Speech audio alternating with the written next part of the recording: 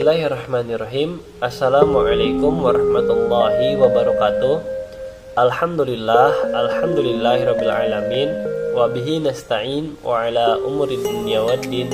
Assalatu wassalamu ala asrofil anbiya'i wal mursalin wa ala alihi wa sahbihi ajma'in. Amma ba'du. Salawat beserta salam semoga tetap tercurah limpahkan kepada Habibana wa Nabiyana Muhammad sallallahu alaihi wasallam yang telah membawa kita dari zaman kegelapan hingga zaman terang benderang seperti sekarang ini. Sebelum ke inti materinya, perkenalkan terlebih dahulu, nama saya Hafiz Zafiquddin, NIM 1908101095, kelas PAIC semester 4.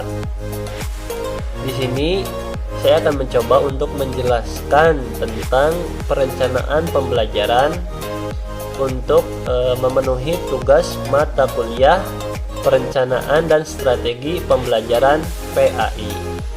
Langsung saja, kita sebagai mahasiswa Fakultas Ilmu Tarbiyah dan Keguruan sudah selayaknya untuk mempelajari ilmu perencanaan pembelajaran dalam keseharian kita. Karena kita adalah calon-calon guru di masa yang akan datang. Dengan ilmu perencanaan pembelajaran, kita bisa tahu cara mengajar dan menjadi pengajar yang baik dan benar sesuai dengan prosedur. Langsung saja, yang pertama yaitu perencanaan pembelajaran. Perencanaan pembelajaran di sini adalah proyeksi apa yang dilakukan oleh seorang guru pada saat proses belajar mengajar. Pembelajaran akan lebih optimal jika seorang guru terlebih dahulu mempersiapkan perencanaan pembelajaran agar pembelajaran lebih matang.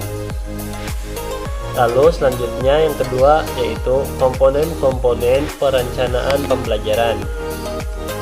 Komponen-komponen ini ada 7 komponen perencanaan pembelajaran. Adapun komponen-komponen tersebut yaitu yang pertama, tujuan pendidikan dan pengajaran. Yang kedua, peserta didik atau siswa. Yang ketiga, tenaga kependidikan, khususnya seorang guru.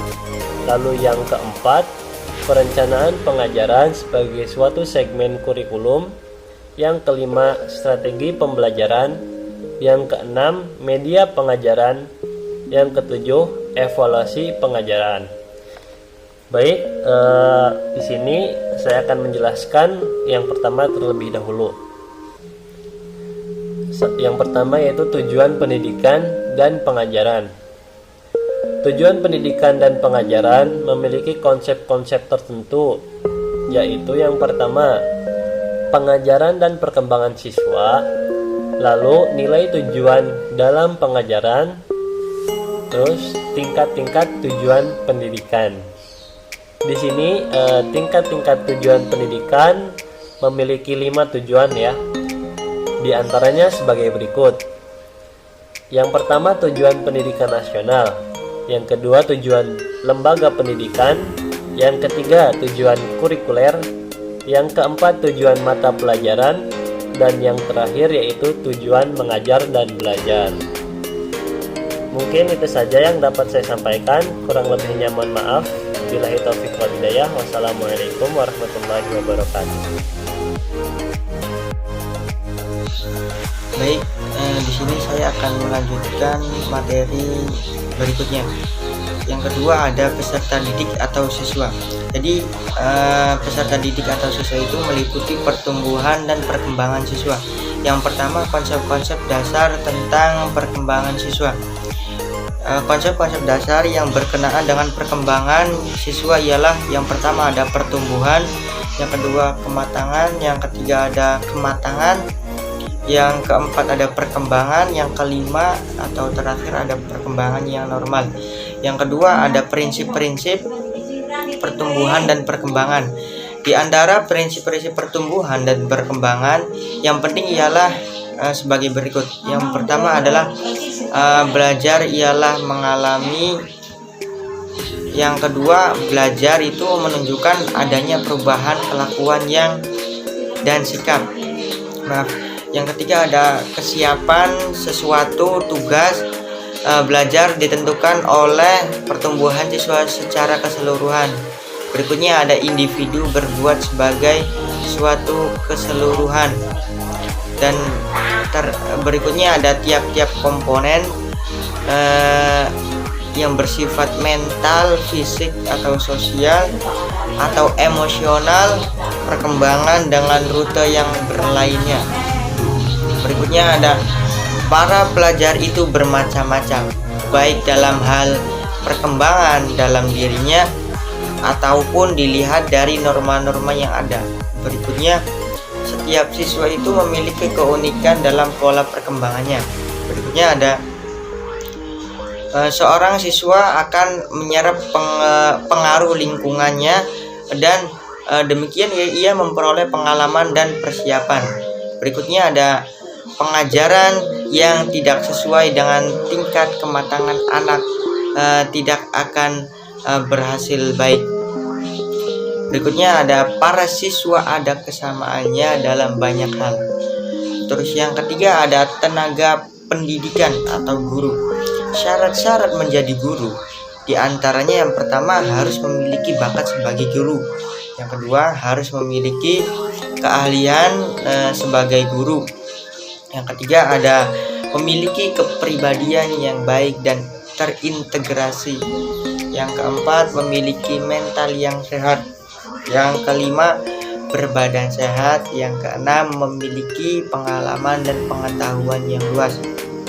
Yang ketujuh, guru itu adalah manusia yang berjiwa Pancasila, jadi harus berwibawa.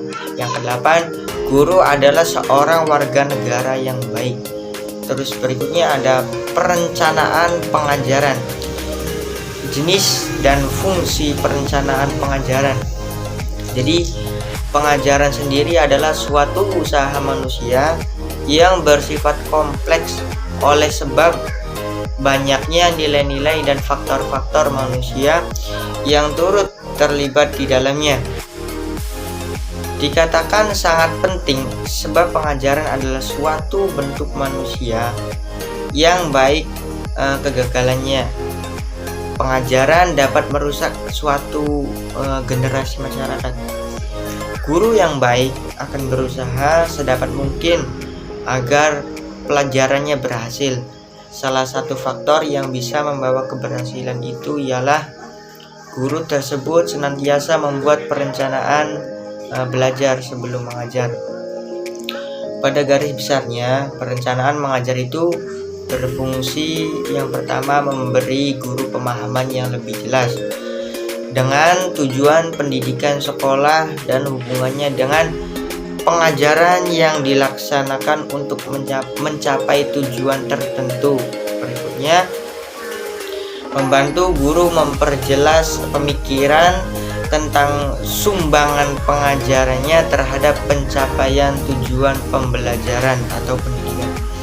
Yang ketiga, menambah keyakinan guru atas nilai-nilai pengajaran yang diberikan dan prosedur yang diberikan dan prosedur yang digunakan. Yang keempat, membantu guru dalam rangka mengenal kebutuhan-kebutuhan murid atau minat-minat murid dan mendorong motivasi belajar. Mungkin sekian.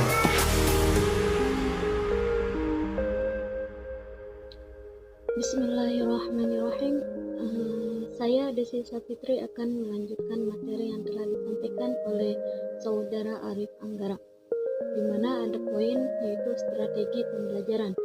Strategi atau metode adalah komponen yang memiliki fungsi yang sangat menentukan.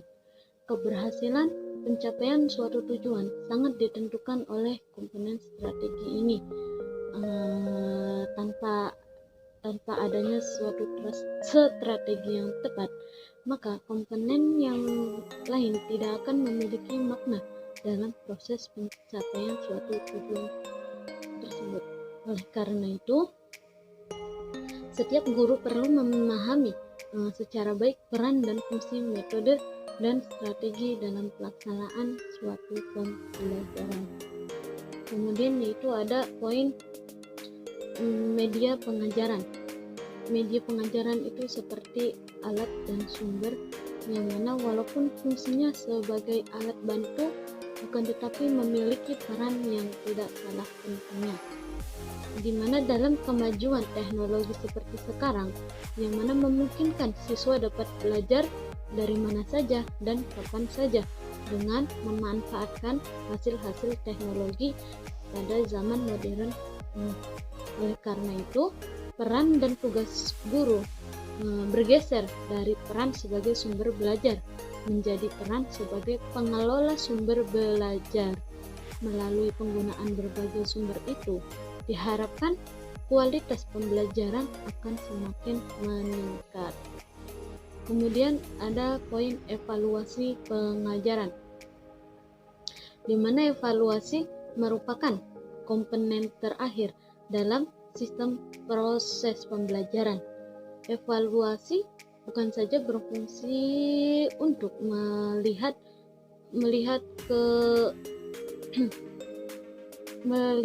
di mana evaluasi bukan hanya untuk melihat keberhasilan siswa dalam proses pembelajaran, akan tetapi juga evaluasi berfungsi sebagai umpan balik bagi guru atas kinerjanya dalam pengelolaan pembelajaran. Melalui evaluasi, kita dapat melihat kekurangan dalam pemanfaatan berbagai komponen sistem pembelajaran di sekolah maupun di tempat pembelajaran lainnya. Sekian dari saya, kurang lebihnya mohon maaf. Assalamualaikum warahmatullahi wabarakatuh.